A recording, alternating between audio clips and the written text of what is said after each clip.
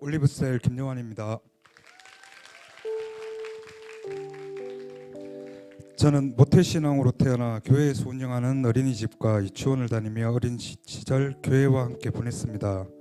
교회에 가는 것이 당연했던 제가 중학생이 되어 운동을 시작하면서부터는 나가지 않게 되었습니다.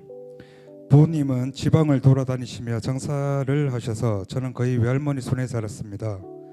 외할머니 손에 자라 일찍 철이 든 건지 장남이란 이유로 항상 참고 인내하는 것에 강요를 받아 그런지 몰라도 저는 어른스럽다는 말을 많이 들으며 자랐고 불만이나 감정을 표현하지 않고 사는 것이 몸에 배일 정도로 표현에 인색한 사람이 되었습니다. 부모님의 부재로 사랑이 고팠던 저는 세상 친구들과 어울려 다니는 게 좋았고 무엇이든 함께하는 친구들과 돌아다니며 하지 말라는 나쁜 짓도 많이 하며 살았습니다. 군복무를 하던 20살에 부모님이 이혼을 하셨습니다. 제가 중학교 때 첫 이혼을 하셨다가 다시 재결합을 하고 지내셨는데 결국 헤어지셨고 저는 엄마와 함께 살게 되었습니다. 저는 하나님을 원망했고 완전히 교회를 등지게 되었습니다.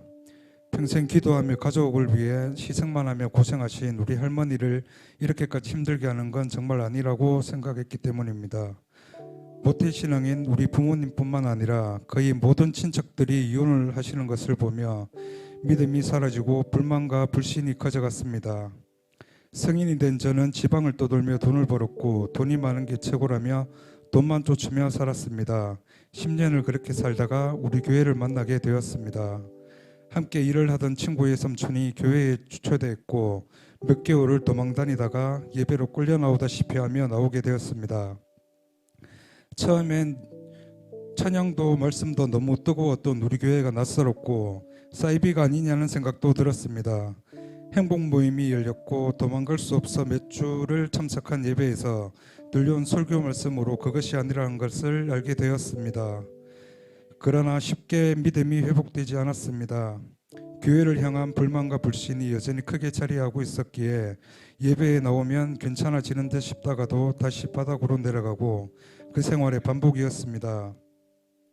성전을 옮기고 교회에 적응을 할 때쯤에 사람들에게 휩쓸려 우리 교회를 나가게 되었고 그때 같이 나갔던 사람들과 교회를 옮겨 예배를 드렸는데 예배에 뜨거움이 없고 셀 모임과 청년 모임이 없어 적응이 힘들었습니다.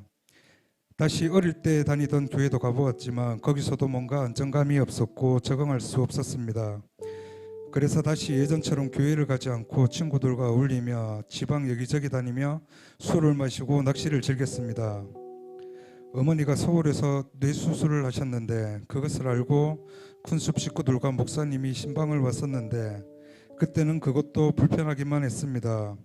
그러던 중 연락을 계속해 오던 동생이 아파서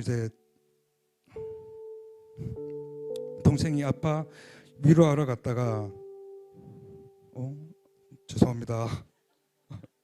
동생이 교회를 10번만 같이 가보자고 10번을 갔는데 다시 아니라고 느끼면 다시는 말하지 않겠다고 했습니다. 눈물을 글썽이며 말하는 동생의 말을 거절할 수 없어 약속에 응했고 저는 지난해 우리 교회로 다시 나오게 되었습니다. 모두가 따뜻하게 맞이해 주셨고 덕분에 저는 우리 교회에서 10번의 예배를 넘어 제자학교 훈련을 시작하게 되었고 이어서 제자대학 1학기와 부산으로 집중훈련까지 다녀오게 되었습니다. 제자대학 훈련을 시작하고 얼마 되지 않아 저는 하나님을 인격적으로 만나게 되었습니다. 뇌수술을 하고 2년가량 병원 생활하는 엄마의 뒷바라지를 제가 하고 있는데 외할머니는 그런 제가 안타까우셔서 빨리 천국에 가지 왜 아들을 고생시키냐고 저에게 푸념을 털어놓은 날이었습니다. 도와주는 사람 없이는 아무것도 하실 수 없어 병원에 누워만 있는 엄마를 위해 병원비를 감당하는 것이 저도 참 힘이 들었었는데 막상 외할머니의 말을 듣고 나니 복잡하고 어려운 마음이 들어 무작정 교회를 찾았습니다. 힘든 마음으로 기도를 시작하는데 저도 모르게 눈물이 쏟아지며 처음으로 위로받는 느낌을 받았습니다. 부족하고 의심 많고 부정적이고 삐딱하였던 저를 주님은 위로해 주셨습니다.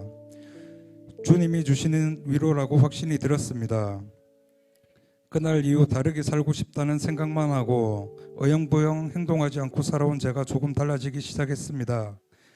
예배나 셀 모임이 끝나면 불면증 때문에 마신다는 핑계를 대며 술을 찾고 술 친구들의 연락에 망설임 없이 나가는 나일동 성도인 제 모습이 부끄러워졌습니다.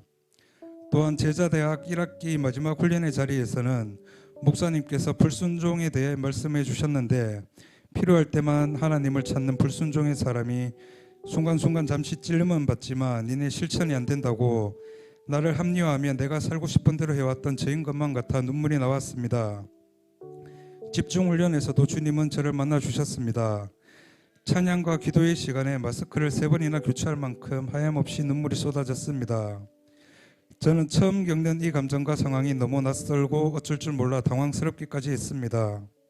더 잘하고 노력하라는 압박 같기도 했고 하기 싫어서 피해만 다니던 제가 집중훈련의 자리에 온 것에 대한 칭찬과 응원, 그리고 내가 지금 겪고 있는 상황에 대한 위로 같기도 했습니다.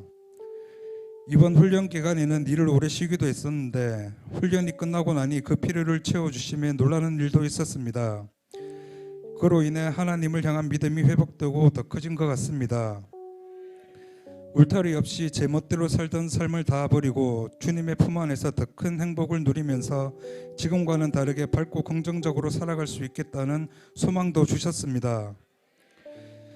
두려워하지 말라, 내가 너와 함께함이라. 놀라지 말라, 나는 네 하나님 됨이라.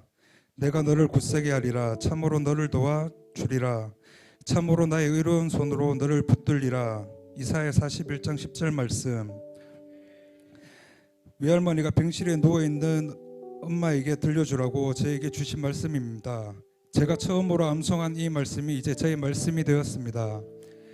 지금껏 희망이나 꿈, 의지나 목표도 없이 그저 먹고 살려니 돈이 필요하고 그 필요를 채워주는 사람은 오로지 저 자신밖에 없어서 돈만 쫓아 일을 하며 살아온 자에게 하나님이 들려주시는 말씀입니다. 상황이 힘들고 어렵고 그것을 해결하는 것도 오로지 저 자신밖에 없었기에 날이 서서 싸움닭처럼 여기저기 다툼을 일으키며 살아온 자에게 하나님은 외면하지 말라시며 저를 참으로 포기하지 않으신다고 말씀해 주십니다. 아직은 제가 부족해서 복음을 전하는 사명자, 이런 것은 너무 거창하고 크게 느껴져 약간 움츠러들기도 하지만 행복 모임을 열고 영혼을 구원해내는 우리 교회가 참 멋있게 느껴집니다. 저도 훈련을 받으면 더 잘할 수 있을 것이라는 생각이 들고 또 예배와 훈련 외에도 교회가 제공하는 일정에 자발적으로 동참하리라 다짐합니다.